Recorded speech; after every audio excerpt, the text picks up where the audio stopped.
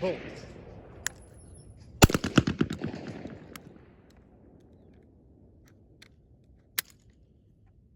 Okay guys, Murph's here, and today we're going to talk about this. A High Standard Supermatic Trap 20 gauge semi-automatic shotgun. Now, we have talked about this shotgun previously in, well, or at least the High Standard company previously when we spoke about the Sears and Roebuck catalog under the JC Higgins name. Now, if you haven't seen that review and you want to get a little bit of the pre-information on how this shotgun and company model and all that kind of stuff came about, I'll put the link in the description for that video. However, we're going to forge ahead with this particular shotgun. Now, in the 1940s, High Standard started producing shotguns for the Sears and Roebuck company, and along the way, they started producing semi-automatic shotguns. Now, by the 1960s, Sears and Roebuck dropped the JC Higgins catalog and picked up the Ted Williams catalog, which also included hunting and camping equipment. Now, along the way, High Standard decided that they would also start producing their own shotguns under their own catalog, just not with Sears and Roebuck markings, which is all they were previously doing to begin with. Now, they continued to produce these shotguns for Sears and Roebuck up until the 1980s when Sears and Roebuck dropped their firearms catalog, and nowadays Sears is pretty much out of business. However, so is High Standard, so I guess that doesn't necessarily speak one above the other. Now, as usual with any of our civilian-produced sporting type arms, they are extremely difficult to track down model numbers and all that kind of stuff, especially High Standard, who produced a ton of different firearms for a ton of different companies, as well as dealer exclusives and distributor samples and all that kind of stuff. So that actually made this shotgun extremely difficult to track down, but I did manage to do it, and I will point out a couple of things that I found out along the way to be able to help you guys differentiate these shotguns as well. Now, keep in mind, even as I did my research and I went through forums and my pricing guides and all that kind of stuff, everyone pretty much indicated that there is not a single for sure source that indicates where all of High Standard's products went to, what companies and what features are necessarily going to show out. You would have to spend a ton of time collecting old catalogs and stuff like that to really be able to pin that down. So some things might just not be researchable. And that's just the reality when you're dealing with guns that have been out of production for over 40 years, like this guy here. Now, let's go ahead and start talking about this shotgun specifically. So, starting off on the front here, we have a single bead, which is my preferred, especially for trap type shotguns. I prefer to be front sight focused only, and this is not the type of shotgun that I would necessarily run slugs or buckshot through, so I don't really need an additional aiming reference or anything like that. Really, truly, quite honestly, even when I'm using slugs and buck, I quite often find a single reference point to be just fine for the average engagement distance that I'll be involved in anyway.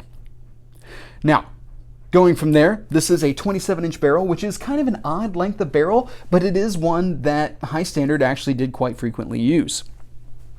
On top of this shotgun, we have a ventilated rib, which is actually pretty fantastic from a trap standpoint when you talk about heat dissipation and airflow across the barrel. Now, these shotguns were produced in either plain barrels or ventilated rib barrels. You do not see solid rib barrels, which makes a lot of sense because I think by about the 60s is when you really started to see a lot of solid rib barrels kind of start to go out of style. And that is because I don't know this because I didn't do any research on it because I honestly don't care that much. But solid rib barrels, as best as I can figure what makes sense to me, work based off of the principle of kind of like a heavy barrel on a rifle, in which you have more mass specifically centered over where you would be sighting down to begin with in order to be able to keep that heat from causing distortion in your target view. Now, the problem with heavy barrels and stuff like that is once they do heat up, they also have a tendency to retain heat for quite a while. So that's probably why solid rib barrels were not that successful on trap lines, if I had to take a guess. Now, we have two options with these barrels. We can either have a 6-position polychoke choke tube selector, or We can have a fixed choke, which is what we have on this particular shotgun. Now, the chokes are designated over the chamber of the barrel, and they're designated with asterisks. A full choke has a single asterisk, a modified choke has 2 asterisks, an improved cylinder has 3 asterisks, and a cylinder bore has no asterisks. This has 2 asterisks, which makes it a modified choke. Now, coming back to here, this is a gas-operated shotgun, which means that it has a 2-position gas selector for low and high brass shells. Now, gas-operated shotguns weren't really a thing until the 1950s. Previous to that, we were pretty much using entirely recoil-operated shotguns, which did not require a tuning system for them. However, it was quickly found that in gas-operated shotguns, especially in the pressure differences between high and low brass shells, you needed some sort of tuning system, which is what this shotgun has. Cut into the top of the forestock here are exhaust ports in order to be able to vent gas off, which is pretty fantastic, pretty important. You wouldn't necessarily want this forearm to splinter. Now, this forestock is checkered across the bottom, very nice cut checkering. However, I'm pretty sure it has been refinished because this looks entirely too brightly polished in comparison to the rest of the gun. And also, you can definitely tell in this forestock that this is kind of a price point gun. It's a good size. I like how it fills the grip. However, I do not like how it feels. It feels a little cheap in comparison to the JC Higgins Model 20 shotguns that I have actually always thought felt very high quality for their price point. This is definitely a cost-saving measure here. Now, coming back to the barrel again, this is a screw-in barrel, much like a rifle, which means that it is not easily removed like, say, that of a Remington 870 or something like that. These require gunsmithing in order to be exchanged, and we'll talk about that more here after a little bit. Now, something else that's interesting about this shotgun is that it is 2 3/4 and 3-inch chambered. In the 12-gauge model, it's just 3-inch chambered. And that's, just 2 3/4 inch chambered in 12 gauge. I love that. I actually selected this gun because it is 3-inch chambered in 20 gauge. Like that's pretty cool. That's very interesting for this age of shotgun. Now, you'll also notice that this is a pre-1968 Gun Control Act shotgun and does not have a serial number, which is pretty cool. So this is produced in like 1966 or 1967. This is actually a fairly early production high standard shotgun. Semi-automatic shotgun, I should say. Now on this side, we have our bolt release button, which is on every semi-automatic shotgun ever produced, as far as I can remember. You also depress this button in order to be able to reload it.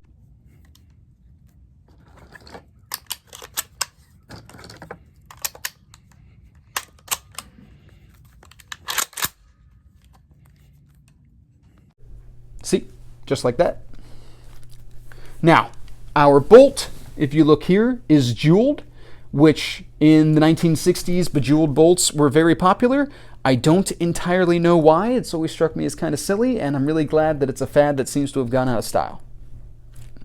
Now, you'll also notice that here, our safety is located in front of the trigger guard, which is my favorite spot for a safety. It's a very natural progression from safety back to the trigger, and then whenever I bring my trigger finger straight again, I can function the safety properly. I really appreciate that. Now, if you look at this trigger guard, you'll see that there's a lot of wear.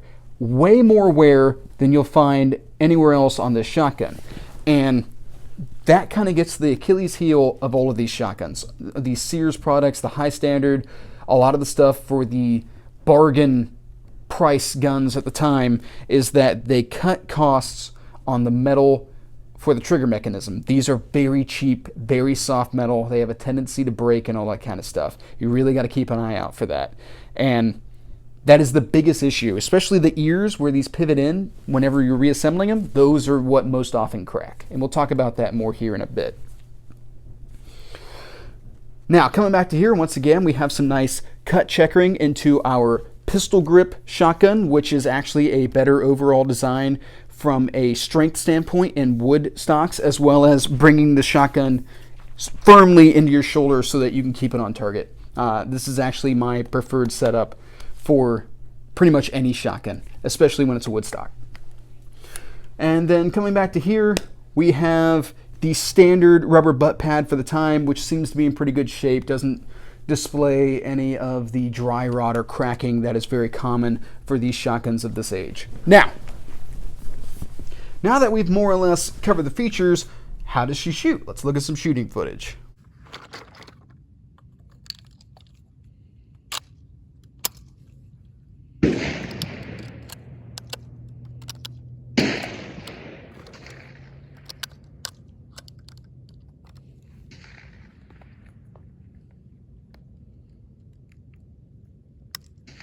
Pull.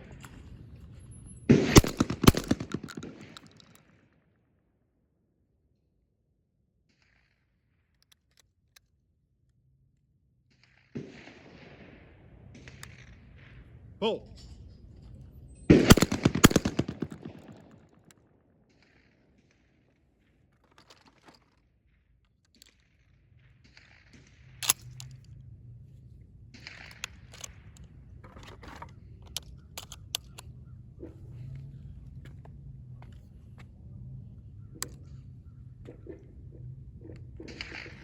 Pull.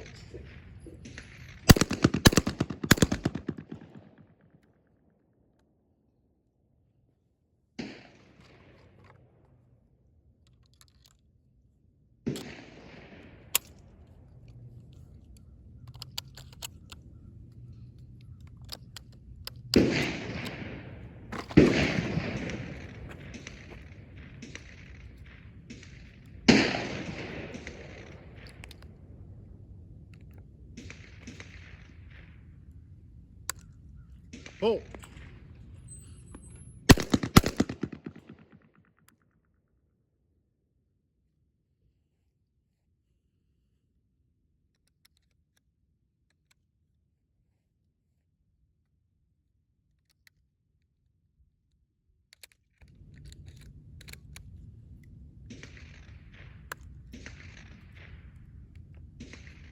Pull.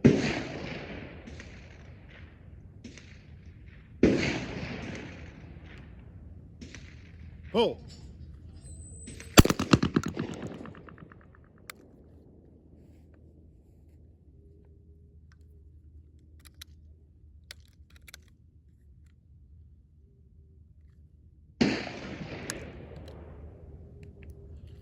Pull.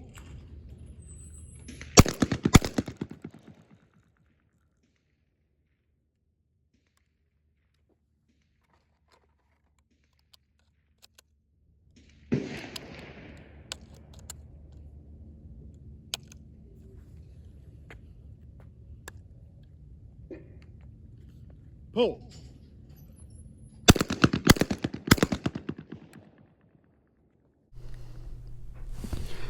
Now, as you guys saw, this shoots like pretty much any other shotgun on a trap range. It's pretty easy to be accurate with it. It is extremely light. It's 5.8 pounds, which just makes this thing absolutely spectacular out on the range. It makes it shoulder and track very naturally across targets. Engaging multiple targets is quite enjoyable just because it's so maneuverable. Also, the stock, which surprisingly is actually of an appropriate length for me, is pretty short, and I actually really enjoy how it handles between targets and stuff like that. I do somewhat enjoy shooting this. Why do I say somewhat, though? And that has a lot to do with the safety. Now, this safety is extremely finicky. Right now, I'm having no problem functioning it. However, every time I press it, it gets a little more stiff, which makes me very hesitant to trust this shotgun, especially knowing what I know about the trigger mechanisms on these guns. That is not good. Now, what is it that I use this shotgun for? Well, initially, with it being a 3-inch chambered shotgun, I had the intent of using it for a duck gun, even if I had to use bismuth or heavy shot or something like that in it. However, if you try to get anywhere near a duck stand nowadays without the gun being camouflaged, and God forbid you not have the right camouflage on that shotgun, you're going to get so many dirty looks from guys in the duck stand, and every duck that flies away obviously recognized that you had a gun because you had the wrong camouflage or no camouflage at all. So every duck that escapes is your fault. So I've never gotten it into a duck stand. I've really never taken it hunting in general because I haven't really been doing upland bird hunting in quite a few years. The stiffness of the safety has also kind of dropped it from consideration for a home defense shotgun, which generally this is something I would have no problem employing at home defense distances in a home defense role. But that stiff safety, sometimes I have to hit this thing with like get my thumb all the way in there. Actually, that just now required my thumb. That's not acceptable to me. I actually have to break my grip in order to be able to function that safety sometimes, and that's not okay. That is not an effective tool right there. So this is more or less effectively a plinking gun. It is a range toy, which unfortunately means that it's the first shotgun that if I had any money woes would probably go up for sale. Now, joke's on me though, because these shotguns haven't been in production for 40 years, and they were cheap shotguns when they came out, so they're not terribly valuable right now. Tops, for an absolute excellent condition shotgun, you might pay $350 for one of these. This particular shotgun runs between $225, $275, maybe $300 if that trigger mechanism didn't have a whole bunch of wear and tear on it. That's not a lot of money. Like, I love wheeling and dealing and trading guns, but I can't really imagine getting anybody interested in a trade on this shotgun, which is kind of unfortunate, seeing as it is so lightweight and enjoyable to shoot. Now, what would I recommend you use this shotgun for? And that's actually kind of a two-part conditional answer. The first part is that if you have enough money to buy a Remington 870 or a Mossberg Model 500, that's what I would recommend that you buy instead of buying one of these, because those have options. You can get interchangeable barrels, you can get interchangeable choke tubes, you have a ton of aftermarket products out there that you can get and configure that shotgun for anything it is that you want. For not that much more money in initial startup cost than what this is. If you try to do that same thing to this shotgun, you are going to be sorely disappointed, and you're not going to get any of your money back out of it. Case in point, barrels for this. So let's say that you picked this shotgun up and you decided that you did not want a modified barrel. You actually wanted an improved cylinder so that you would have more capability out of it. Now, I did a little bit of research before I did this video, just checking to see what parts availability for these shotguns are, seeing as they've not been produced in a very long time and are really not that desirable. And I found 2 or 3 barrels ranging between $100 and $150. Unfortunately, all of them are modified. Now, if you picked up one of these barrels for, let's say, $100, because I did find more for $100 in something that you wanted, and you were not a gunsmith, you would still be in it the cost of not just the barrel, but also the cost of installation to be able to swap out the barrel into this gun in order to be able to have your updated shotgun for whatever it is that you wanted it to do. When you consider that this shotgun's running $275 and you've already dropped, let's say, $160 into it, you're already deep into the cost of this gun, deep into it money-wise, and you may not be getting that back out of it. In fact, you will not be getting it back out of it. So you've kind of really got to take a good, long, hard think on whether or not this is actually worth the effort. Now, going further from that, my other part of this answer is if you're looking at a Chinese or extremely cheap Turkish-produced shotgun or one of these, I would recommend going with one of these with a caveat, however, and that being that as soon as you have enough money available, be it that you either sell this shotgun at probably a loss, or you decide to go ahead and keep it as a range toy, but have generated enough cash to buy a Remington 870 or a Mossberg Model 500, do so immediately. Make that your goal. Do not make this just your only shotgun. Make this your stand-in shotgun until you can get something better. That's a completely acceptable response to me. I get that. I am 100% for it. It is better to have the gun you can afford than to have the gun you can't, or than to be waiting for the gun that you can't. So keep that in mind. Now, a couple other things. When you're inspecting these guns, take a very serious amount of time to look them over. I would never buy one of these guns sight unseen, purely because of this trigger mechanism. So, I've read quite a bit in forums where guys have broken off the ears on these trigger mechanisms and they have screwed them into place in order to be able to make them work. That's definitely something you want to keep an eye out for, and you want the freshest pictures possible to make sure that you're not being yanked if you're going to buy this sight unseen. I would still prefer to look at it before I purchase. Now, other issue with these trigger mechanisms. Can you replace them? Kind of. I did manage to find one for about $41, which really isn't that bad. However, I don't know how available they are. I don't know how often those pop up for sale. And then in addition to that, I don't know how well those drop into another gun. That's a lot of unknowns that if you buy one of these trigger mechanisms that happen to be messed up, or you didn't spend enough time to inspect to see if they were messed up, then you might be putting yourself into quite a bit of issue.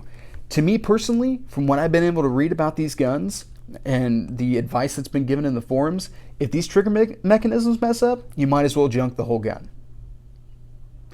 Especially if something actually happens to the springs or something inside, because once again, parts are very hard to find.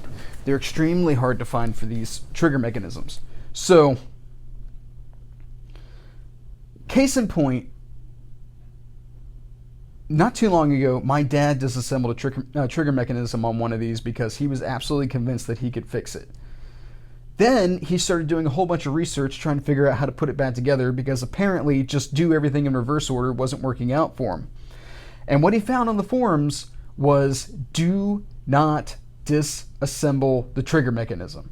So now it's been over a year and he still has that trigger mechanism sitting in a baggie, because he also cannot find a gunsmith right now to work on it. The problem is that you can't really find manuals for these guns. You can find exploded views, exploded diagrams of what they look like internally, but as far as how the parts go together, I have actually had a lot of trouble finding them. When I disassemble this gun, I do so fully aware of the fact that I might not be able to get it back together. And actually, every time I disassemble it, I really question as to whether or not I reassembled it properly, which also adds into why I'm not willing to rely on it as a self-defense shotgun. Alright guys, well, I think those are pretty much my thoughts on this particular gun. So, I think I'll send us out on a little bit more shooting footage, and have a nice day. Pull.